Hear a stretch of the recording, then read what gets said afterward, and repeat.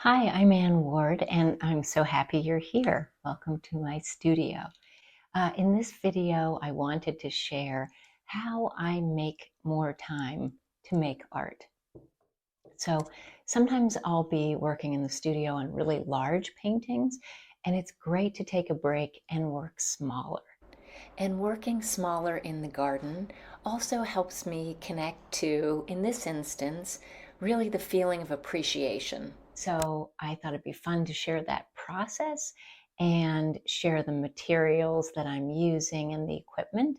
And I'll also share the photo in the event that you'd like some inspiration, that you'd like to paint it yourself. So here we go. I've got my cup easel, which I love. It's a company based in British Columbia, and it's super lightweight. Outside, I have an umbrella that I use, my painting bag with all of my supplies, and my hat. So off I go. So here's a quick garden tour. I often start with seeds on the kitchen counter, and then it's a thrill to see how the flowers grow and progress. This is the garden at its peak, and it's adjacent to the studio that I share with my husband, Ian Roberts. I'm often in the yard in summer and spring, painting pretty big in oil or acrylic. And here's the garden today, and we're going for the gouache win. And here are 3 quick tips. Okay, so there's a few things I do before I start painting, particularly in gouache in the garden. The first thing is take into consideration how quickly the light is going to change on flowers behind me. So the experience of 30 years tells me that I have about an hour before the light has shifted, and that's also about an hour that I have to allocate to painting outside today. So that's the first piece. The second piece to take into consideration is where is the sun relative to your palette? Because working in gouache, particularly on a hot day, it's going to dry the paint so fast. So you want to use an umbrella or be in a place where there is shade, so that you can shade yourself and keep your paints fresher longer. And then the last thing that I'm taking into consideration when I come out to paint is just a practice that I like to do before I start a painting outside, which is just to take a minute, feel my feet on the ground, take a breath in, take a breath out, and really take it in. Because painting to me is really a process of what I'm putting my attention on and how I'm framing my awareness. Being in the garden allows for me to frame my attention around the beauty of what is here. And the more I'm looking, the more I am seeing, and the more I am seeing, the more I am appreciating. So that's how I like to begin. And don't forget to take a photo. You'll be so happy that you did. So here's a photo of what I focused on. Feel free to, take a picture of that and work from it. Okay, so first I'm just roughly sketching in pencil here, and I'm looking at the shapes of like a single flower against that tall stake behind it. And so that's what I'm going for.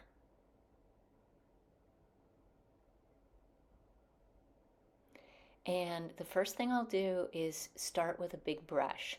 So this is an 8 or size 8 or size 10 round, and I've got all of my paints laid out.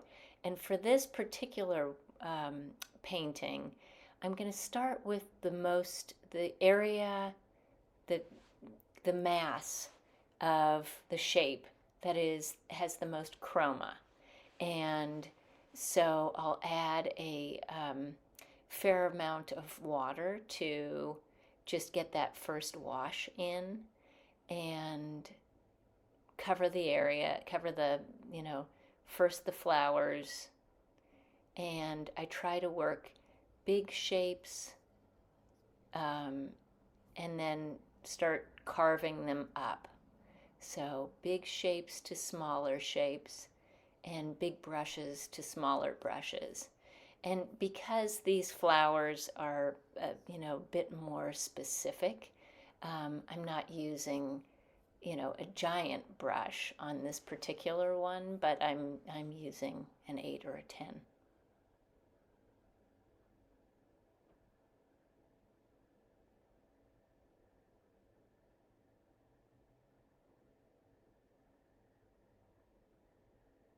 Okay, and I'm trying to mass in, where some of the shadows are on the stakes behind the flowers.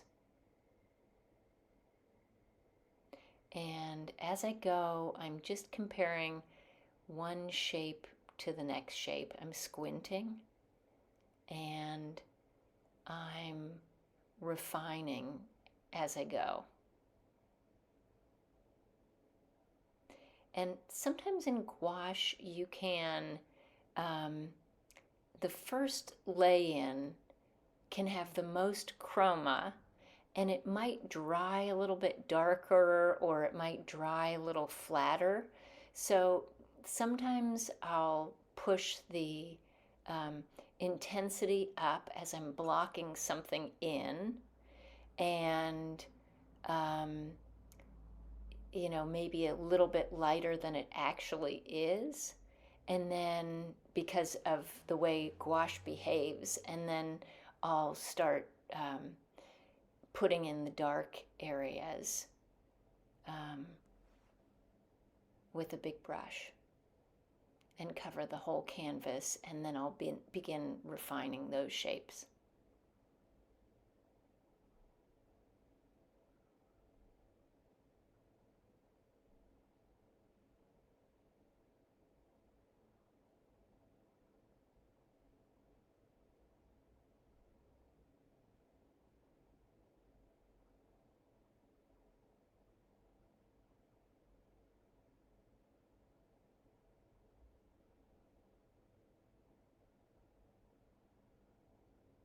And then I carve into the light areas with the darks, the dark of the hedge that's back behind.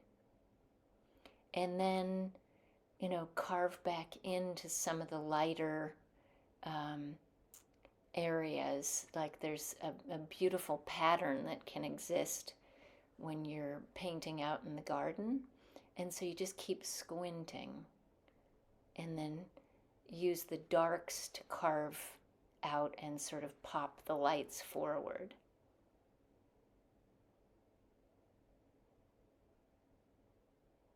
And then as the canvas gets covered, I'll probably start working with a slightly smaller brush, and it's easy in gouache to go in with, it's a lot like acrylic. You can go in with a white and it will be pretty opaque. So you can, work back up to the light areas.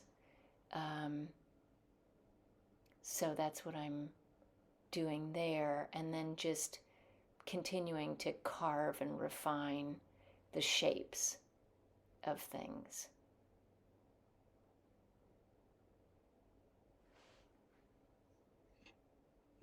So most of the painting process is really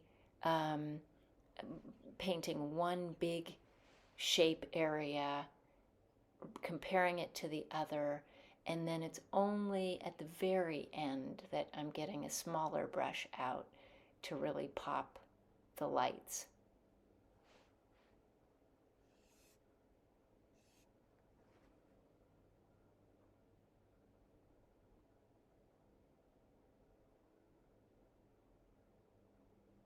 And for some of those details at the very end, I'll use the point of the round brush to get in there.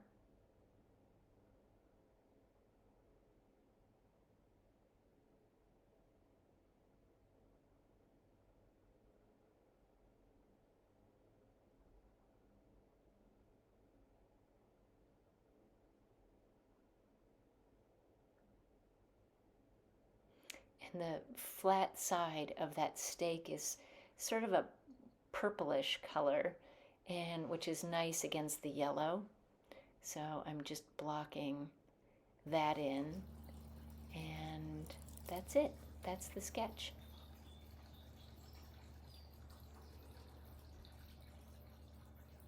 Okay, so there's the finished painting, and now I have a catalog of those flowers this particular day. Plus, I got to have a lot of enjoyable time outside watching the monarchs and seeing what's passing through the garden.